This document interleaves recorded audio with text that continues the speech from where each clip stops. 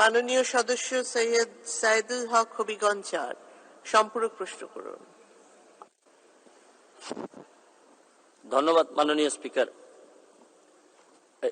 মাননীয় মন্ত্রী, আমার একটা প্রশ্ন ছিল যে শপিং পলিথিন ব্যাগ 95-এ এটা আইন করে বন্ধ করা হয়, এরপরে প্রায় 20 বছর হয়ে গেছে।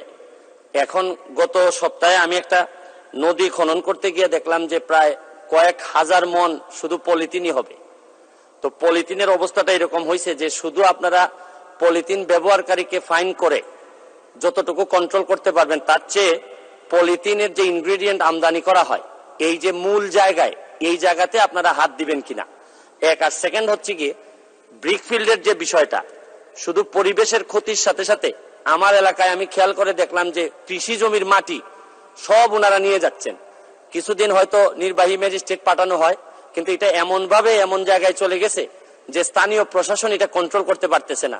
আর একটা হচ্ছে কি, আপনাদের পরিবেশ বিভাগের যে ছাড়পত্র, আমার বিবেচনায় আমি আমার এলাকাতে খেয়াল করে দেখি যে এই ছাড়পত্র পাওয়া সবচেয়ে সহজ হিসাবে বিবেচিত হয়, কারণ কোনোভাবে ম্যানেজ করে এই ছাড়পত্রগুলো নেওয়া যায়। এই ব্যাপারে আপনারা ব্যবস্থা গ্রহণ বা শক্তিশালী অবস্থানে যাবেন কিনা? ধন্যবাদ। ধন্যবাদ মাননীয় সদস্য। মাননীয় মন্ত্রী। মাননীয় স্পিকার, আমাদের মাননীয় সংসদ সদস্য একজন ব্যারিস্টারও, উনি একটি প্রশ্নের সুযোগে 3টি প্রশ্ন করেছেন। সুতরাং আমি খুব দ্রুত সেই 3টি প্রশ্নের জবাব দিব। প্রথমে হচ্ছে পরিবেশ ছাড়পত্র সহজীকরণ, সেটি আমাদের টার্গেটে আছে এবং আমি আনন্দের সাথে জানাচ্ছি মাননীয় স্পিকার, আজকে আমাদের মন্ত্রণালয় এবং A2I, হ্যাঁ সহজভাবে আমি আসছি, আমরা একটি MOU সই করেছি যেখানে এই বিষয়টি আমরা অন্তর্ভুক্ত করেছি। আমাদের 4টি শ্রেণী আছে, সবুজ, হলুদ, কমলা এবং লাল।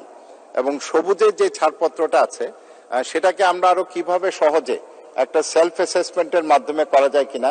আমি জানি এখানে অনেক অভিযোগ আছে, দীর্ঘসূত্রিতার একটা অভিযোগ আছে এবং হয়রানির অভিযোগ আছে। এই বিষয়টি আমরা দেখছি।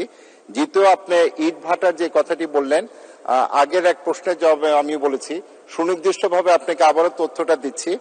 বাংলাদেশে প্রতি বছর 13 কোটি মেট্রিক টন কৃষি মাটি আমরা ব্যবহার করছি এই ইট ভাটার জন্য, এবং সেটার খাদ্য নিরাপত্তার উপর একটা প্রভাব আছে। তবে সেই সমাধানটা আমরা যেটা দিচ্ছি, আমরা এখন ব্লকের দিকে চলে যাওয়ার চেষ্টা করছি।